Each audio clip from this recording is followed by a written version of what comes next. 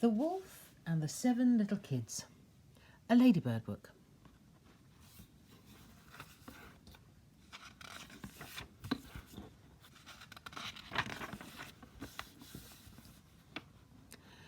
Once upon a time there was a goat who had 7 little kids. She loved all of them dearly. Her only fear was that one day the wolf might catch them. One day the mother goat had to go into the forest to look for food. Before she went, she called her 7 little kids to her.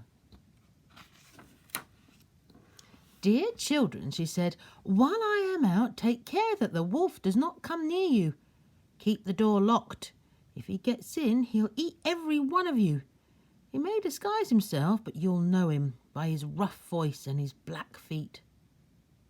The kids replied, "Dear mother, do not worry, we'll take care of ourselves." So the mother goat went off into the forest, leaving her kids at home. It was not long before there was a knock on the door. Someone called out, "Open the door for your dear mother, dear children. She has brought something back for each of you." But the little kids knew that such a rough voice could not be their mother's. "We won't open the door," they cried. "You are not our mother. She has a gentle voice, but yours is rough. You are the wolf." Then the wolf went to the shop and bought himself a lump of chalk. He ate the whole of it, hoping to make his voice soft. He then returned to the house and knocked on the door. "Open the door for your mother, dear children. She's brought something back for each of you," said the wolf in a gentle voice. As the wolf spoke, he put his black paws on the windowsill. The kids heard the soft voice and thought at first that it was their mother's. Then they saw the black paws and cried, "We won't open the door. You're not our mother. She's not got black feet. You are the wolf."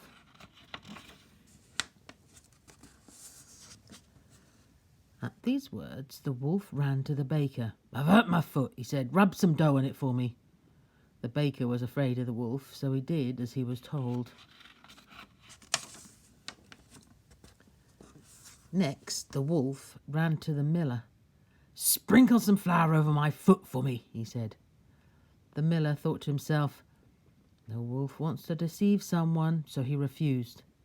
At that, the wolf said, "If you do not do as I tell you, I shall eat you."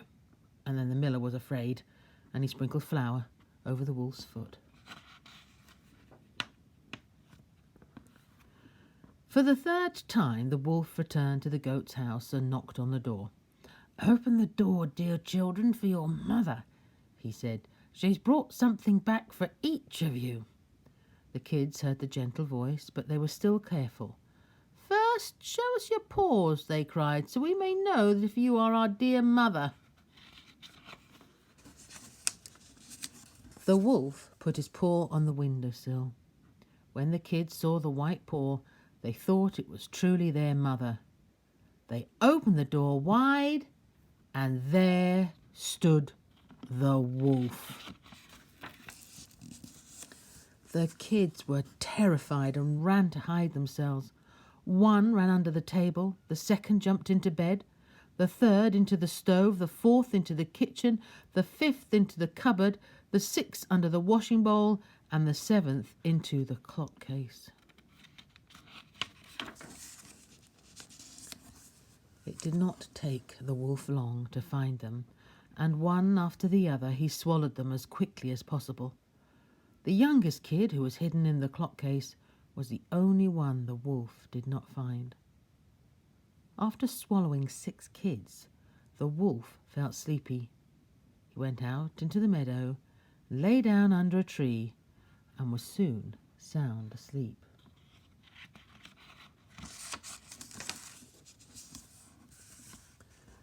Soon afterwards, the mother goat came home from the forest. What a sight met her eyes! The door of the house stood wide open. The tables and chairs had been overturned. The washing bowl had been broken to pieces, and the pillows and bedclothes had been pulled off the beds. The mother goat searched for her 7 children, but nowhere could she find them. Then, in despair, she called out her kids by their names one by one, and not one answered, until at last she called the name of the 7th kid. When she had called its name, a little voice replied, "Dear mother, I'm in the clock case." Overjoyed, she took her little kid out of the clock case. It told her how the wolf had eaten the other 6 kids, and when the sad tale was told, the mother goat and the 7th little kid wept together.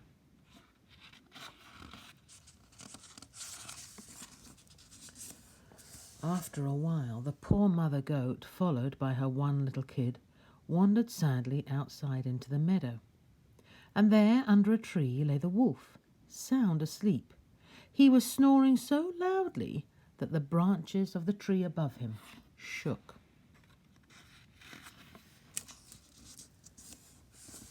The mother goat, walked around the sleeping wolf and saw his huge swollen stomach. When she looked more closely, she thought that something was moving and struggling inside his stomach. "Goodness me," she cried. "Is it possible that my little kids, whom he swallowed, are still alive?" "Run home quickly," she said to the 7th kid, "and bring my scissors and a needle and thread." Then the mother goat cut open the wolf's stomach. At the first small cut she made, out popped the head of 1 little kid. As she cut further along the wolf's stomach, more and more kids jumped out. Finally, all 6 of them were free and alive. Not one was hurt, for in his greed, the wolf had swallowed them whole.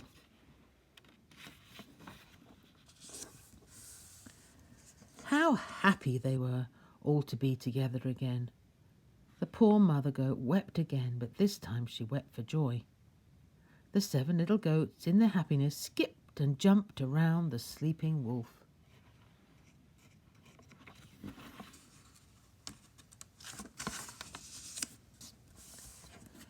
Soon, however, the mother goat spoke to them. "Go and find me some big stones," she said, "and bring them back to me." So the 7 little goats searched for the biggest stones they could find and took them to where the wolf lay.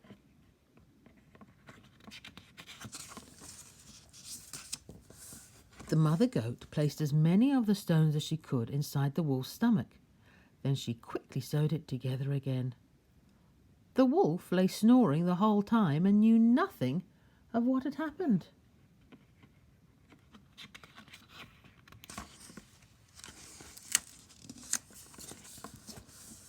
After a very long sleep, the wolf wakened and felt thirsty, so he set off for the well for a drink. As he walked, the stones in his stomach knocked and rattled against each other, and then he cried out, "What rumbles and tumbles inside my poor bones? I ate 6 young kids. They feel like 6 stones." Took him a long time to reach the well, swaying and rumbling as he went. And when he got there and bent over the water to drink, the heavy stones in his stomach made him topple over. Head first into the well he fell, with a frightful plop.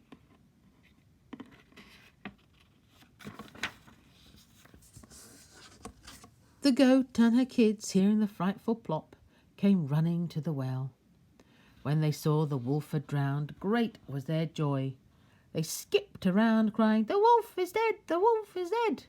And no longer did the mother goat need to be afraid to leave her kids alone when she went to the forest.